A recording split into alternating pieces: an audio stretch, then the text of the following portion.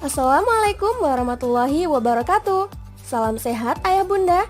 Saya Dr. Nurwahyuningsih, Bunda Syifa, akan berbagi informasi tentang dasar hukum, manfaat dan alur pelaksanaan vaksinasi COVID untuk anak usia 6-11 tahun. Mengingat pentingnya vaksinasi ini, ayah bunda stay tune ya. Ayah bunda, kegiatan vaksinasi COVID telah dimulai sejak Januari 2021 dan sampai saat ini telah menyasar seluruh masyarakat usia 12 tahun ke atas. Perluasan kelompok usia sasaran perlu dilakukan untuk memberikan perlindungan yang lebih menyeluruh kepada masyarakat. Berdasarkan rekomendasi Komite Penasehat Ahli Imunisasi Nasional atau ITAGI nomor 166-ITAGI-ADM-9-2021 tanggal 9 Desember 2021 tentang pemberian vaksinasi bagi anak usia 6-11 tahun menyatakan bahwa pemberian vaksinasi COVID-19 pada kelompok usia tersebut telah dinyatakan aman dan harus dilaksanakan sesuai dengan prosedur yang ditetapkan. Hal ini ditindaklanjuti dengan Keputusan Menteri Kesehatan nomor HK-01-07-Menkes-6688-2021 tentang pelaksanaan vaksinasi COVID-19 bagi anak usia 6-11 tahun dan petunjuk teknis pelaksanaan vaksinasi dalam rangka penanggulangan pandemi COVID-19 nomor HK-001-Menkes-6424-2021. Nah, dasar hukumnya sudah jelas. Sekarang kita bahas tentang manfaat dan alur pelaksanaannya ya.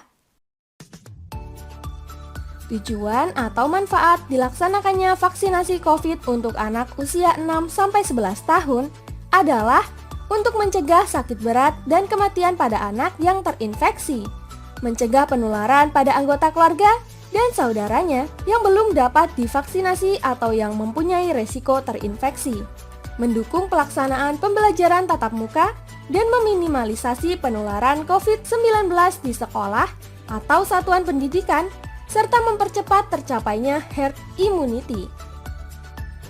Untuk saat ini, jenis vaksin yang digunakan adalah vaksin COVID-19, Bio Farma, dan atau CoronaVac atau yang lebih dikenal dengan nama Sinovac, yang telah mendapatkan persetujuan penggunaan pada masa darurat atau Emergency Use Authorization, atau penerbitan nomor izin edar dari BPOM. Vaksin ini akan diberikan sebanyak 2 kali dengan interval minimal 28 hari melalui suntikan intramuskular di bagian lengan atas dengan dosis 0,5 mili. Dan sebelum pelaksanaannya akan dilakukan screening kesehatan oleh tenaga medis yang kompeten. Tempat pelaksanaan vaksin COVID-19 bagi anak usia 6-11 tahun dapat dilakukan di puskesmas, rumah sakit, atau fasilitas pelayanan kesehatan lainnya seperti pembukaan pos pelayanan vaksin di sekolah atau satuan pendidikan lainnya, atau lembaga kesejahteraan sosial anak dengan bekerja sama dengan Dinas Pendidikan atau kantor wilayah Kementerian Agama atau Dinas Sosial setempat. Alur pelaksanaan vaksinasi COVID untuk anak ini hampir sama dengan alur pelaksanaan vaksinasi COVID pada remaja, dewasa, dan lansia sebelumnya. Namun dalam pelaksanaannya bisa sedikit dimodifikasi sesuai kondisi dan situasi setempat ya bun. Dan diharapkan orang tua mendampinginya. Sebelum anak divaksin, maka anak akan menunggu di ruang tunggu. Nah, di sini akan dilakukan verifikasi data identitas anak meliputi nama, NIK, tanggal lahir, nomor HP, alamat, dan jenis vaksin yang diberikan pada dosis 1. Jika ini adalah kunjungan vaksin kedua ya bun. Setelah tiba gilirannya, maka anak akan menuju meja 1. Di sini anak akan di-screening kesehatannya, dan apabila lolos screening, akan dilanjutkan dengan vaksinasi. Screening kesehatan meliputi 2 pemeriksaan dan 9 pertanyaan. Pemeriksaan kesehatan meliputi pemeriksaan suhu badan dan pemeriksaan tekanan darah. Anak dapat divaksin apabila suhu tubuhnya kurang dari 37,5 derajat Celcius dan tekanan darah kurang dari 140/90.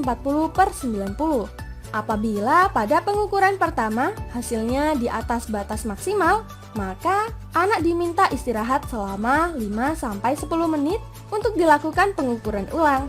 Bila hasilnya tetap tinggi, maka vaksinasi ditunda. Pertanyaan untuk screening kesehatan lumayan lengkap ya Bun. Oleh karena itu, sebaiknya anak didampingi supaya jawaban yang diberikan benar. Pertanyaannya meliputi: pertama, apakah anak mendapatkan vaksinasi lain dalam jarak 2 minggu sebelumnya?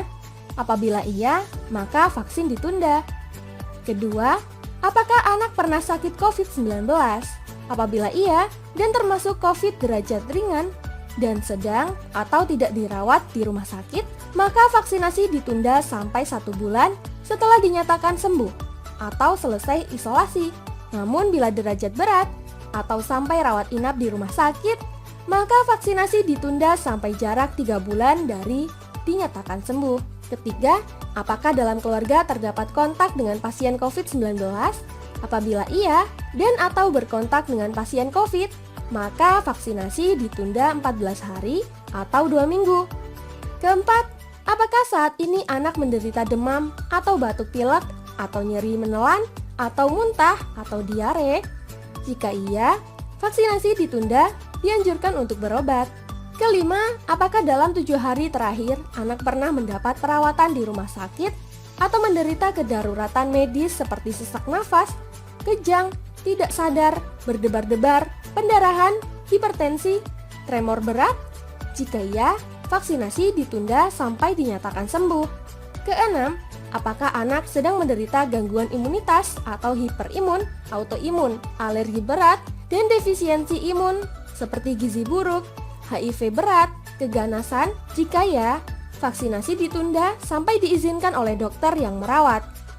Pada kondisi ini, Bunda minta surat rekomendasi dari dokter yang merawat ya.